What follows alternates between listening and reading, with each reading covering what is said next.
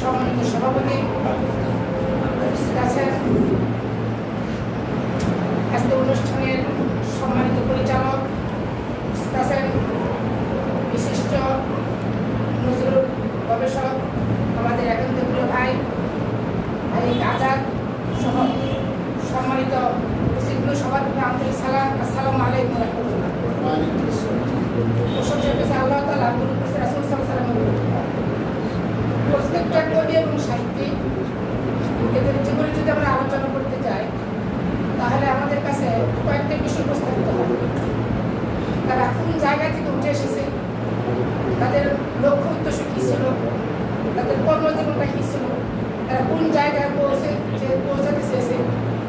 এই দিক থেকে কবি আল মাহমুদ একজন আলাদা। আমরা যদি এখানে নজরুল গবেষক আছেন তার দিকে তাকাই, নজরুল আর রবীন্দ্রনাথ দুজন কিন্তু আলাদা।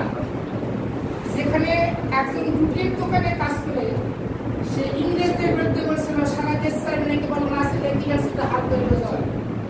আর সেখানে রবীন্দ্রনাথ ঠাকুর একজন কি ছিল, একজন উঁচু মানে পৌরলোক পর্যায়ে মানুষ ছিল।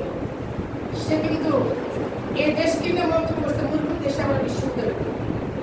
আল মাহমুদের জন্ম মৃত্যু নিয়ে আমরা কথা বলি, আল মাহমুদ এর পুরো নামটা ছিল মীর আব্দুল শুকুর আল মাহমুদ। এর নাম, জন্ম 1936 সালে 11 জুলাই, মৃত্যু 19 ফেব্রুয়ারি 2019। আল মাহমুদ কবি, একাধারে কবি ছিলেন, উপন্যাসিক, প্রাবন্ধিক, ছোট গল্প সবকিছু নিয়েই তার লেখা সাহিত্য অঙ্গনে।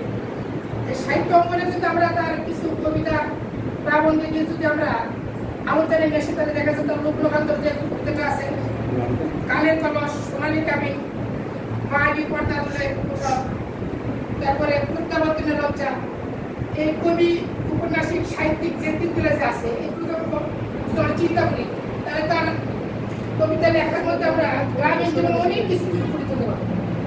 তার ভাষাগত তিনি অনেক সাধু ভাষা, আঞ্চলিক ভাষা কবিতা ব্যবহার করেছে, করে তিনি পাঠক মনের মানুষের মন কেড়ে নেওয়ার চেষ্টা করছে।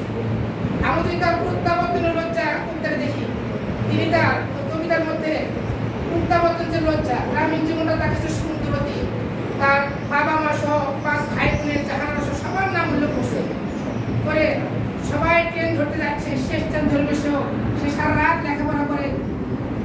তার আগে যে 4 ভাই বোন আছে তার আগে যা বসেছে, কেউ আধা ঘন্টা আগে বসেছে, কেউ মার মতো আগে পাঠিয়ে দিচ্ছে, তার বাবা তাকে বকা দিচ্ছে, তার মা তাকে বকা দিচ্ছে, পর সারা রাতি পর তুই তেমন সারা রাতি করিস, অনেক কিছু। সর্বশেষ যখন সে ট্রেনে যা বসল, ট্রেন ছেড়ে দিল, তার আর যাওয়া হলো না। সে চলে আসলো বাপ গ্রামের দিকে ফিরে আসে, তার বাবা মা তাকে সান্ত্বনা দিল, সে প্রমাণ করলো গ্রামীণ জীবন অনেক সুন্দর। এই কবি এবং সাহিত্যিকের কিছু সমালোচনা আমরা দেখতে পাই। তার কবিতার প্রধান যে বৈশিষ্ট্য ছিল গ্রামীণ পটভূমি, লোকজ উপাদান, প্রেম, প্রকৃতি এবং ঐতিহ্য, আধুনিকতার সমন্বয়, এগুলো ছিল তার কবিতার বৈশিষ্ট্য। সমালোচনা করতে যে ভাষা ও বিষয়বস্তু নিয়ে তার সমালোচনা আছে, তার রাজনৈতিক ধর্ম দৃষ্টিভঙ্গির পরিবর্তনের সমালোচনা আছে, ভাষা নিয়ে যে সমালোচনা আছে।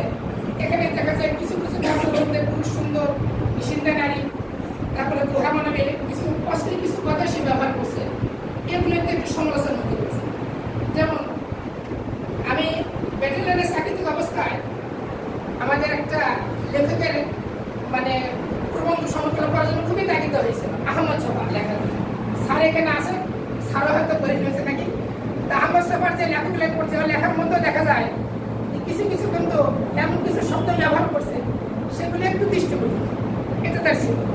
তার যদি আমরা রাজনৈতিক ধর্ম দিকে দেখে, তিনি যে বামপন্থী রাজনৈতিক জীবন থেকে সরে এসে তিনি ইসলামের রাজনীতিতে সে যোগদান করেছিলেন। একটা জায়গায় দেখলাম সে আগে বিএনপির সাথে সম্পর্ক ছিল, পরে সে ফিরে এসেছে। যায় সাহিত্যিক বিতর্ক তার কিছু আছে, গভীরতা শিল্প চর্চার অভাব আছে, এটা অনেকে করছে।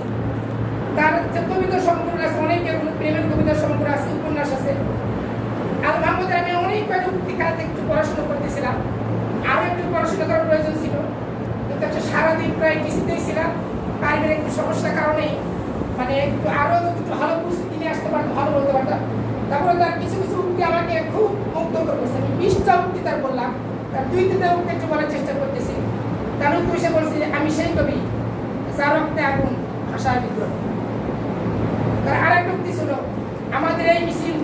কাউকে কোনোদিন থামতে দেয়নি, আমরাও থামবো। মিছিলটা কি এটা জানতে হবে। তার আরেকটা উক্তি ছিল, আমি থাকবো না এর যে আনন্দ আর কি হতে পারে, পৃথিবীতে না থাকারই যায় না। সে মনে এটাই বোঝাতে চাইছে আমরা বেঁচে আছি, এটাই অস্বাভাবিক। আমরা মারা যাবে এটাই, আজ আমি আপনি বেঁচে আছি এটা অস্বাভাবিক না, মারা যাবে এটাই স্বাভাবিক। সুতরাং আল মাহমুদ একজন প্রসিদ্ধ কবি, একজন প্রাবন্ধিক, একজন সাহিত্যিক, একজন কলামিস্ট, এটা নিঃসন্দেহ। তার কবিতা প্রসার অনেক দূরে। আমরা তার জীবনের সম্পর্কে আরো আমাদের এখানে বড় বড় আলোচনা আছে শুনবো। এগুলো আমরা পরে উপলব্ধি করে আমরা আমাদের সাহিত্যিক যে অঙ্গনটা আছে এটাকে আমরা সাফল্য স্বর্ণশিখরে পৌঁছার চেষ্টা করবো, এই আশাবাদ ব্যক্ত করে